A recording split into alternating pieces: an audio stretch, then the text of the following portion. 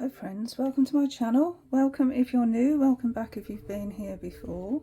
And here I am continuing my Decan walk, which I've been doing for quite some time now, end of last year. And we are now at sort of the beginning of the Decan walk, if you were going to do it from the beginning. But yeah, me being me, I didn't. Not to worry. Yeah, so I've got a whole playlist of what I've done so far, so you can, if it's something that you're interested in, please feel free to have a look at those past videos. But for now, we're on the Two of Wands, and the Two of Wands actually indicates the start of the Decan walk. And so I know a lot of people are starting at the moment. So this Decan here, this Two of Wands, it takes us from the 21st of March to the 30th. So from Ostara, if you follow the wheel of the year. So I think that's really nice because it's the beginning of spring, and I think that really does tie in really so well with the Two of Wands energy.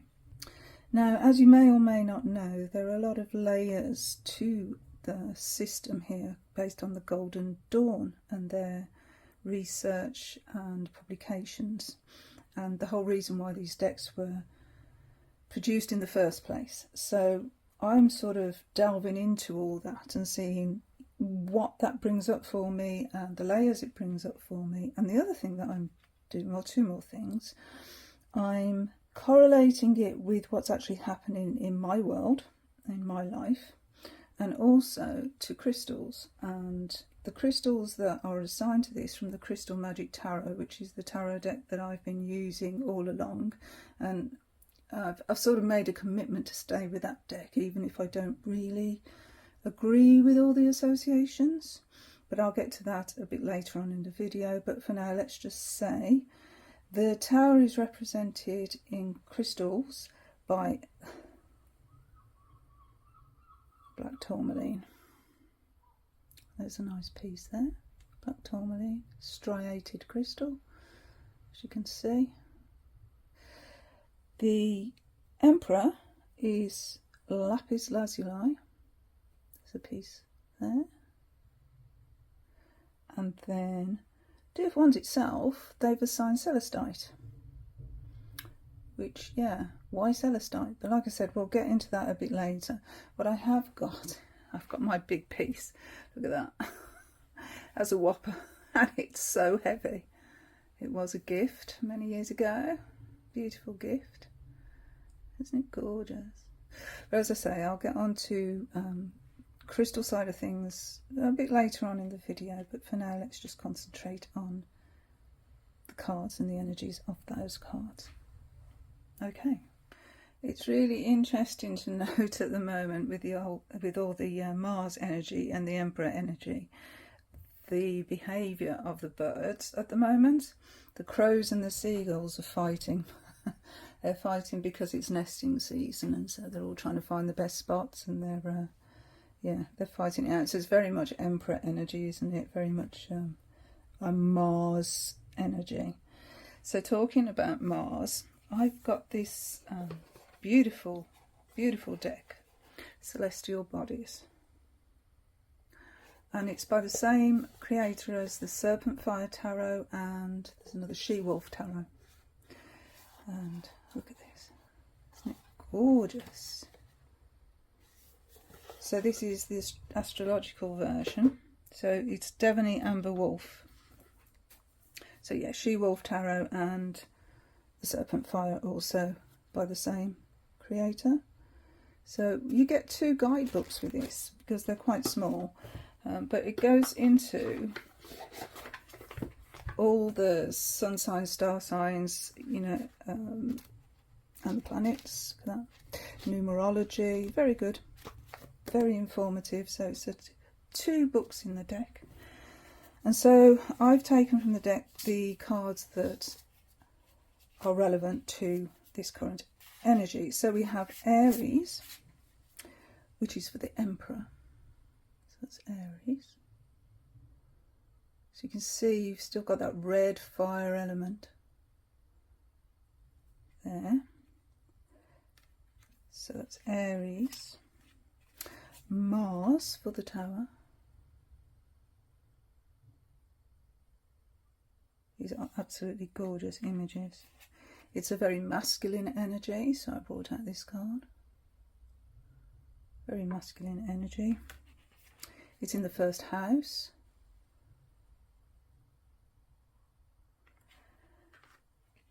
It's a cardinal.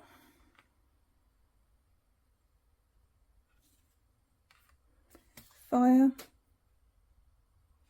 And lastly, the 2. So numerologically, and I think this is really interesting because you think 2, but 2 are separated from 1 isn't 2 separate things. It actually makes a 3rd. I think that's called synergy. So yeah, those are the cards. And I thought those really, really helped with the energy that I was looking at. You know, it gave me a real deeper perspective on what all these cards are about. And then they also include a tree of life. It's called 11, but yeah, they've actually put the tree of life here. So we've got the crown here for Keta. I wonder if it says that at the top. I can't actually see. It's quite small writing. But we've got the planets. Okay, so I'll just step back and look at it really closely, and it says limitless there. It's really difficult, isn't it? Can you see it? No. Yes. Limitless, limitless light. So yeah, if we go to the 2s, they're here on the tree of life, and that is victory. So that goes really well with an Emperor and a 2 of Wands energy. So looking at this, the zodiac associations here, house 1 is all about the will. Let's find house 1. So this is all about the will. And as we can see, there's a fetus, which is really interesting. So in the book it talks about the building blocks of the ego, and the Emperor is very much about the ego. It's an outward expression of power. So the first house is the place of initiation. Its cup is the ascendant, the angle of life's first breath. Within this domain we find themes of identity, selfhood, essential components of image. This is the domain of the individual self. And the mantra that goes with this is, I came from fire, I inhale and exist. And here we have that said fire energy in the Thoth Tarot. So it's a very, very masculine energy, as I said. Let's have a look at Aries itself. Okay, so here's the card. I'll just read a little bit from the book. So the first sign of the zodiac symbolised by the ram, and of course we've got the ram on the Emperor there and there. So the Emperor is totally about Aries. And here we've got the ram's horns on a desert landscape. Individuals born under this solar placement are ruled by Mars, the god of war. And Mars is also the tower. So there's that correlation there. So with Aries comes abundance, as well as action, strength and conflict that derives from an engaged, energetic way of living. Aries sees a clear path to their desires and strives for success in obtaining these desired things no matter the cost. Okay, here we've got our 2 of Wands, looking to conquer the world with the Mars energy and the Aries mindset. Now then, so the 2 of Wands in the Decan is cardinal energy. So here's our cardinal card. So that's placed at the start of each season of the year. So we have just come into spring. And they're the initiators. They actually start things. So Aries inaugurates spring. There we go. Because that's where it is on the Decan wheel. Put those 2 together. Maybe just come in a little bit. So you can see them side by side, and they're very similar, aren't they? We have the same planet there and the same landscape. A cardinal sign will ensure that an individual is active, driven, self-motivated, full of ambition. Aries commences our journey of individualism. So it's an initiator, a fire starter, a beginner, ambitious, driven, energised and activated. And it helps us to push forward into the unknown. And I think you can see that there, that this Two of Wands is looking, he's got the world in his hands. I'm sorry about the light going, it is one of those days. Yeah, he's got the world in his hands and he's looking to see what he can achieve. And that Aries energy, that masculine energy, that fire, drives on this individual. Gives this individual the impetus to actually go. So that's sort of where the astrological associations come in, and I thought it was really interesting and such a beautiful, beautiful deck to work with. So that's the one I've been working with for the astrology. And also I have this book here called Tarot and Astrology, and that is the author. So the way this book is formatted, Tarot and Astrology, is it goes actually through the decans, which is very helpful. So it starts with the Emperor and the Two of Wands, as you'd expect, Dominion. And here, they are notable for their courage and enthusiasm, for their quick reactions. This resourcefulness makes them very good in emergencies, under stress. Their intuition functions quickly and there is no lag between decision and action. And I think that is also a very strong indicator of an Emperor energy as well. They don't. Okay, zoom back out a bit. I wanted to have a little look at another deck. So let's have a little look at the Light Seers Tarot. I'm just going to put these to one side. This is such an accessible deck. I really like it. And I think it shows in a more of a modern light what we're talking about here. Okay, so let's zoom back in. Again, the light's not that great, I'm afraid. It's also having issues with my internet, so I don't know when this is going to go up, to be honest, because yeah, the weather's been a little inclement and it tends to have an effect on my bandwidth. Anyway, back to the Light Seers. This is one of my favourite Two of Wands cards. This to me emphasises that wanderlust feeling, that feeling that we actually, you know, we want to get out into the world, we want to make our mark, we want to live life really. And here this person is, this wand here, let's go back. If you can see, there's a wand here that's actually attached to the fortress. I don't know what these are called, I'm not sure. Anyway, balustrade? I don't know. Anyway, the wand is actually fixed to it, whereas the other wand is held in the hand, and that's repeated sort of here, where it's balanced against the wall, and the other one is in this person's hand here. The globe is on the floor instead of the hand, but here the plans are being made. This individual obviously wants to go and have an adventure. It's got the surfboard there, got the Volkswagen. She's very apt for where I live. In fact, we've just had confirmation that Run to the Sun is actually coming back to Nuki this year. Run to the Sun used to be a festival where all the Volkswagens would come down. And oh, it was beautiful, it was wonderful. It was such an occasion. And then they have like a show and shine.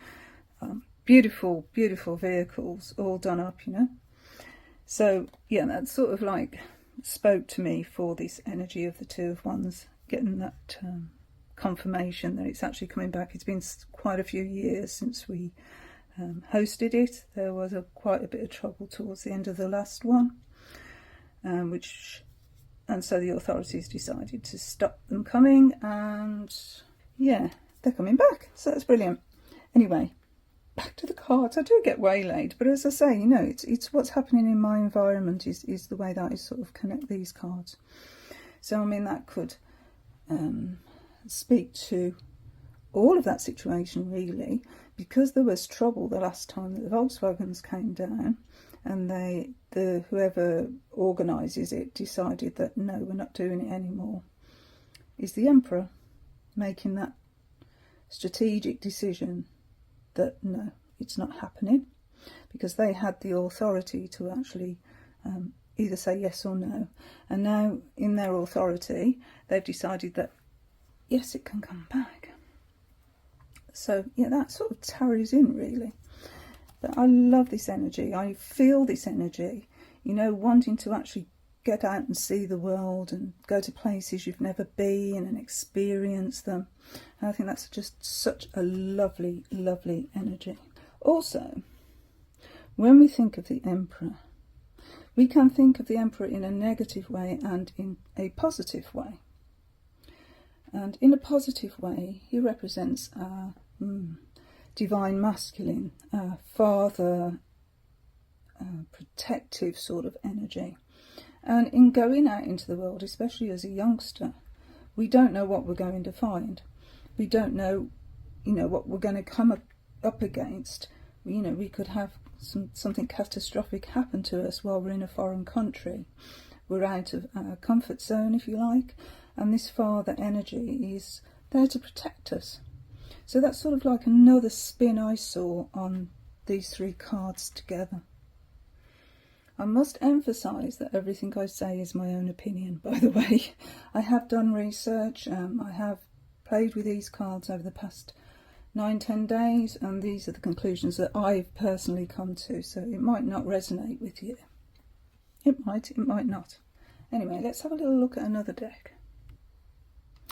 Okay, so here I have got the Muriel Tarot. And talking of that sort of fatherly energy of the Emperor, I thought this card really, really envisioned that for me. This is a wise Emperor. I would go to this Emperor for advice. He's sharp focused. You can see he's very sharp focused. And the sword sort of indicates that as well. The sharpness of his mind. But then there's this sort of willingness to change, willingness to adapt to the circumstances. This is, again, in my opinion. And when we are going out into the world, there's a void there, look. We don't know what's out there. We don't know what we're getting into. We see all these pretty stars here and it's like, oh, it's so inviting, let's go. But look closely at those trees. Look. Can you see the figures? Can you see them? Hidden, but there. We step into that void, that chasm, that unknown. We're dying to do it. We really want to do it. We really want to get there, but oh, there's danger. And here we have the tower. That rocky foundation that, you know, pulls the rug from under our feet. Everything we thought was a given, we find out on our adventures that actually the world's an entirely different place to what we thought it was. And I think that really demonstrates it well. So next I'd quite like to look at this tarot deck here. Japaridze. I really don't know how that is pronounced, whether the J is a hard J or a soft J. I've no idea, so maybe don't attempt it. But interestingly, look at the cover of the box. The cover of the box is actually that Two of Wands, which I thought was quite apt. So let's have a little look at the cards themselves. Unfortunately, the box isn't very good. It just falls apart. But never mind. Right. In this one, they're great, you know, really nice given the elements for the suits there and the way that they've been assigned. And for the courts, those are the backs of the cards. Lovely deck. Anyway, let's find our cards. Just pause the video while I find them. Okay, so this is the Two of Fire, which would be the Two of Wands, the Tower. And interestingly enough, the Emperor has actually had a name change. And look what that name change is. Whoa. Isn't that interesting? So that real masculine drive of the Emperor, that Mars energy, that push, is represented as a push to dominate. And indeed, our Thoth card calls it dominion. And so in this tarot, the ultimate domination. One nation over another. Here are Two of Fire. Let's have a little look at the book. So for the Emperor, here, a dominant figure taking control of a situation, a challenge to be overcome, rules and regulation, imposing order. And isn't that what the Emperor does really well? Impose order. And for our Two of Fire, let's find. A man pauses in his journey as he stands contemplating a distant town ablaze in flames. So here we've got the Tower energy in the Two of Wands. In his right hand he carries a lit lantern. It is unclear whether he is heading away from or towards the burning village. It is equally ambiguous if the fire he bears ignited the distant conflagration or was instead taken from it. This card has much to do with gathering, harnessing and directing energy. It also deals with planning, taking risks and the value of setting goals that instill confidence and can lead to elevation and achievement. And it's about confidence in a journey of discovery, a choice of or change in direction, which is what the twos are about, aren't they? The choice.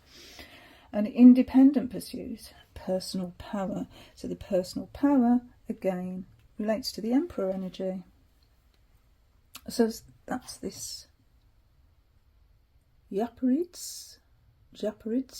No idea how to say that. Okay, so now I thought I'd sort of lighten up a little bit. And we'll have a look at Hilda Tarot. This is the burlap edition. It's an independent deck. There's a few versions of this, and I do think there's actually a new version of it coming out. But this is the one that I've got. It sort of looks like cloth material on the back. Obviously it's not. I must say the cardstock is dreadful. It's so thin. But anyway, that's by the by. That's the Hilda Tarot. So we have the Emperor, the Two of Wands and the Tower. It's a delightful deck, this one. All about the adventures of a character called Hilda. And here, Hilda is looking out over the horizon, and the really interesting thing about this is the robin. For me, there's no guidebook with this, by the by. Whether there is one online, I'm not sure. I've never looked. But anyway, yeah, the robin. Now, I do believe it's a robin. It might not be. I'm not sure. I'm not an ornithologist. No idea. I just saw that red breast and thought maybe it is, but actually looking at the blue, it probably isn't. I'd like to know what sort of bird it is, because obviously that would have some sort of meaning. If it was a robin, they can be quite aggressive. There's a lot of them around at the moment, and of course they're all looking to nest. And yeah, they can be quite aggressive in that pursuit. So that would sort of really go with the Two of Wands conquering the world sort of energy. But Hilda looks so delighted by what she's seeing out there, doesn't she? And this tarot card's brilliant because, you know, have we not been in this situation? But the funny thing is, it says flower here. Now that was an old-fashioned way of sticking things. You used flour and water to stick things to things. And here she's tried it on the wallpaper, and obviously it's not working. I thought it was a brilliant tarot card. And then with the Emperor, here we've got the organisation. So the wind is blowing, and you know that's a bit relevant at the moment because it's actually blowing a gale outside. We've got a sort of medium warning on it. But yeah, she's trying to rake those leaves together and the wind's blowing them away. But yeah, that is sort of an Emperor energy there in trying to organise chaos, get that chaos in order. I think that is really cool. Okay, so that's the Hilda Tarot. So the next deck I wanted to have a little look at is the Dreamkeepers Tarot. There's the box. Okay, she's sort of like it's a beautiful art style. Going a bit dark and then light, maybe. I hope you can see the images. And what I noted here was the red energy in all three cards. And I was thinking about the tower, and here I think it sort of demonstrates what I was thinking. Because if you're high up in the tower, you've got the vantage of a higher viewpoint. You can see more than you can see on the ground. And yeah, the Emperor has sort of a higher viewpoint as well. He's not seeing the things from the populace point of view, but from a higher point of view, if that makes sense. And here with this head right in the stars here, speaks to me of the fact that they're sort of divorced from reality, if you like.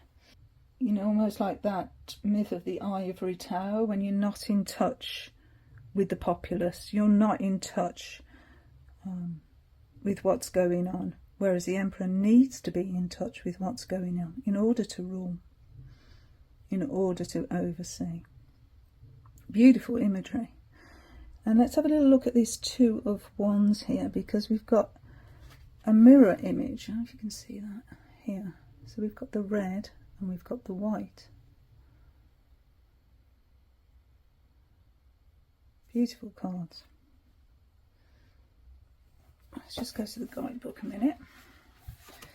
Amazing guidebook, by the way, to this deck. Really in depth.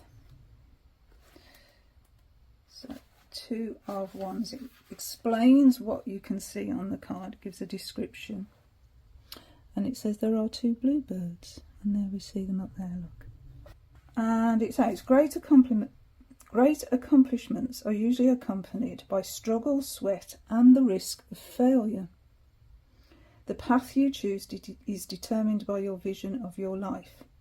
Without imagination, we will always be stuck with the world as it is. Change always requires an act of imagination, of envisioning possibilities. This is a prerequisite for bringing about the world that could be. So that really does go with the energies of these two cards, because here we see dramatic change, and here we see the Emperor's vision of what life could be. And here we're taking the first steps towards it. So that was great.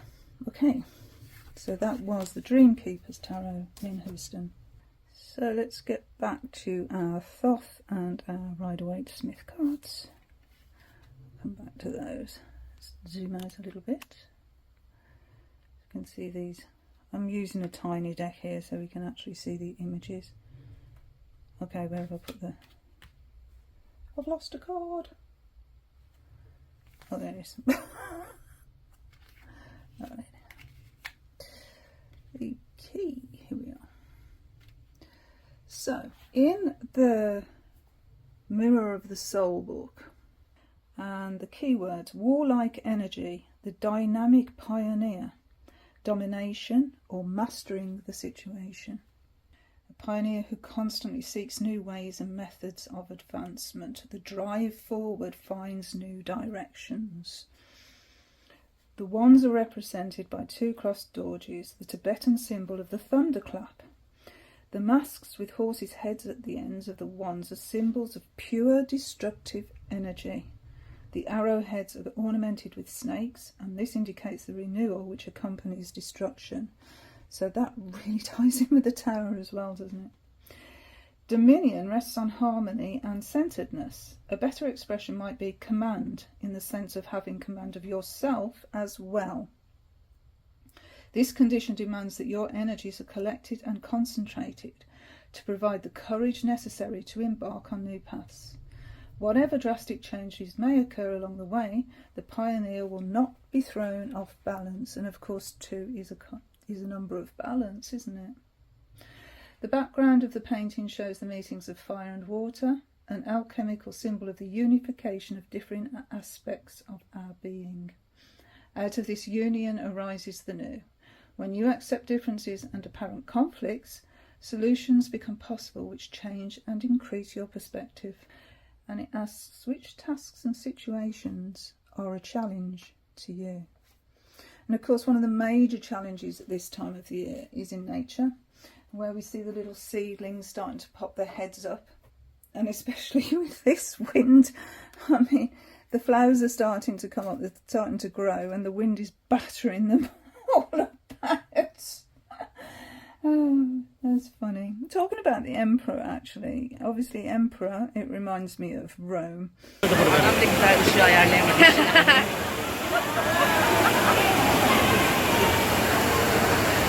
And I was thinking about the myth of Romulus and Remus and how Rome came into being, because Romulus and Remus, well, let me think, Romulus killed Remus, they were brothers. And he founded Rome and named it after himself, as in Romulus. So that's, you know, a nice sort of correspondence to the Emperor card, I thought, because of that warlike energy that Rome was founded on. And of course, we all know about the Roman Empire and how it tried to overtake the world, and you know, it saw its opportunity and yeah, went for it. If you know your history. But yeah, as I say, like the Emperor can be a father energy as well. It's not just a warlike energy, because it can defend you. As I said, that father sort of energy, you know, we need. It defends, the Emperor will defend the Empress. And without the emotion that the Empress has, sees things clearly. Sees the bigger picture, you know. But then there's always the possibility of falling from that tower. And why has he got armour on? This Emperor has totally protected himself. I'm not quite sure if the same can be said in the Thoth deck, actually. But he has a shield to protect himself there. But here, this in the Rider-Waite Smith, our Emperor here has got armour on. And it made me wonder, just hypothetically, what would you do if you knew there was no consequences, that you were totally protected, you know? Totally protected, no consequences. What could you achieve? So that's pretty much all I'm thinking about with the actual cards. Let's have a little look now at the energy of the crystals.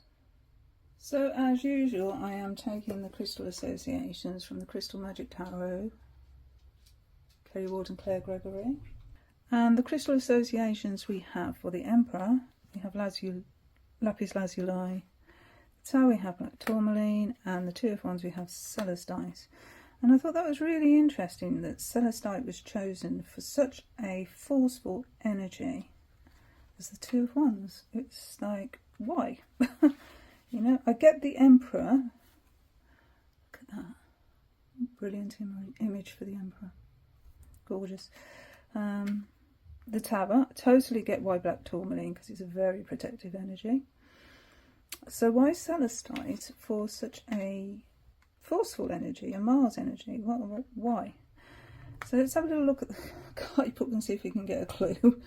Okay, so it says we all reach a point where we start to realise we can and should design our lives and control the trajectory we're on, rather than let others plan our course. This takes focus, intention setting and persistence in working towards those goals. If you're not in love with what you do every day, then this card says you can and should take ownership for making changes. The only bad decision is not to make a decision at all and let things drift. As an attitude or approach, the Two of Wands asks you to be honest about what you truly enjoy doing and to make decisions based on that. Zoom in where you feel conflicted or unsure and seek clarity.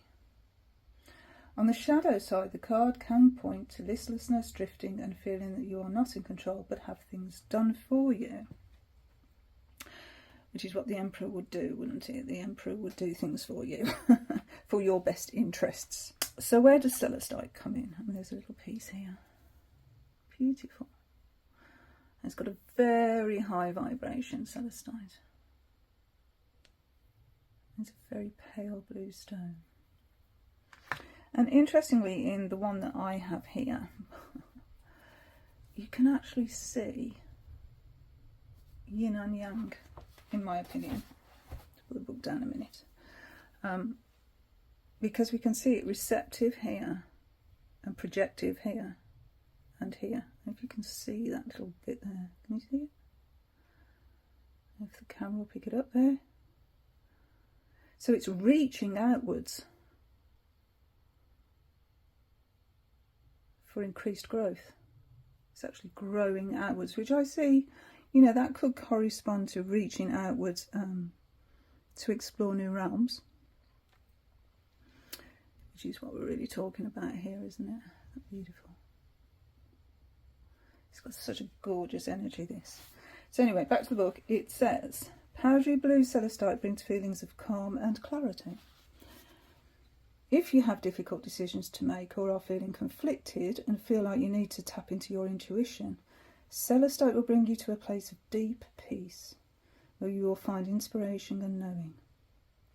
When feelings of anxiety become overwhelming or your mind races as you endlessly overthink, a Celestite crystal can help you feel calmer and less stressed, breaking the cycle of worry.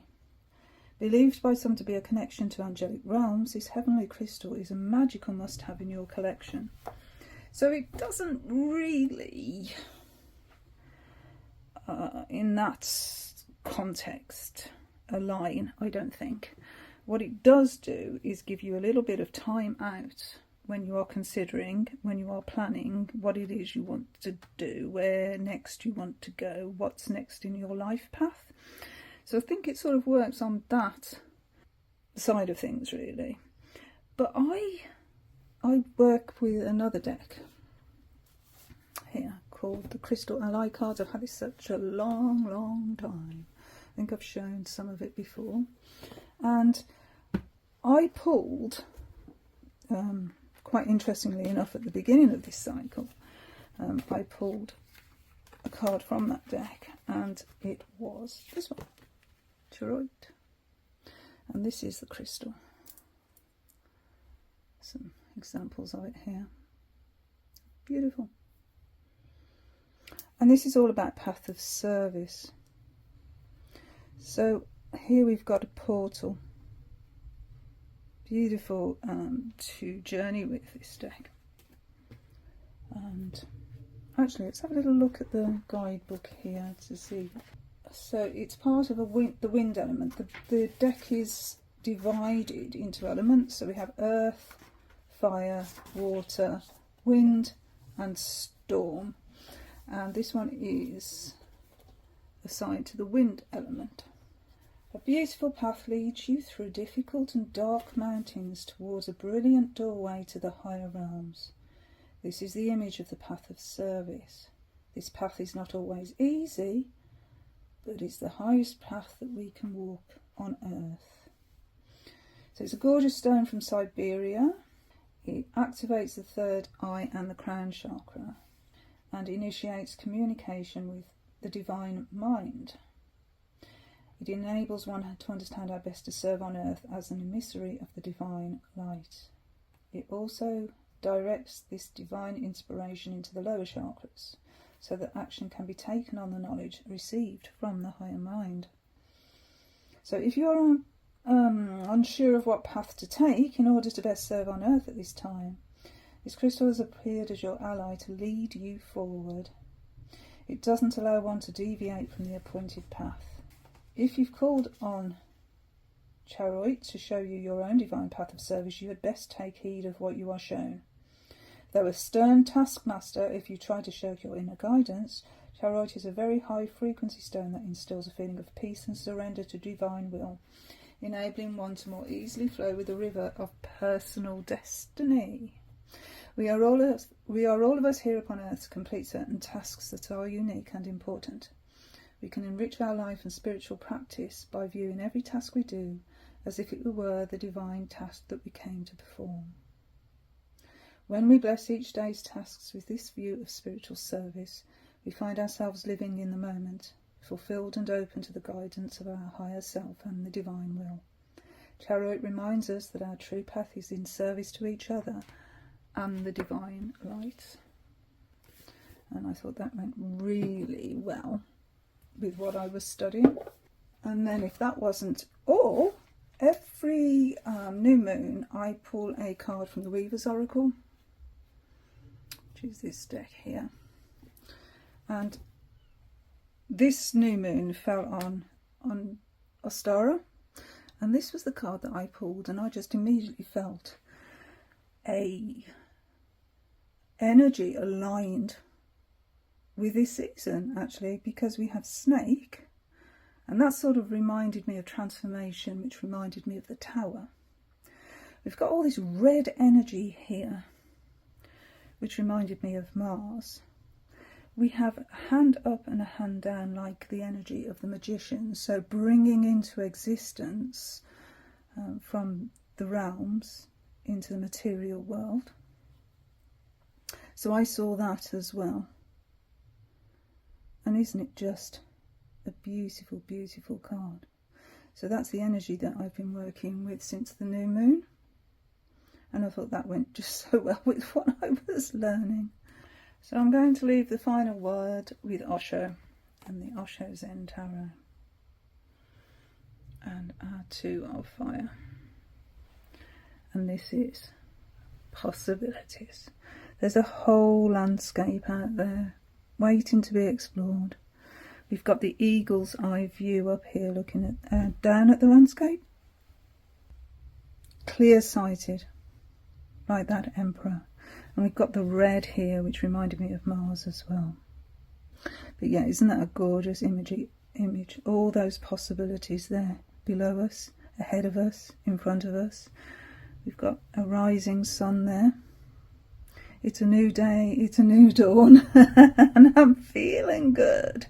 And that, for me, is Aries. So I hope your Aries season is good as well. I hope you have a brilliant spring, and all that hope and possibilities ahead are there ahead for you as well. And until the next time, thank you so much for watching and indulging my little explorations. And I will see you in the next video. Okay, thanks. Bye, friends. Bye.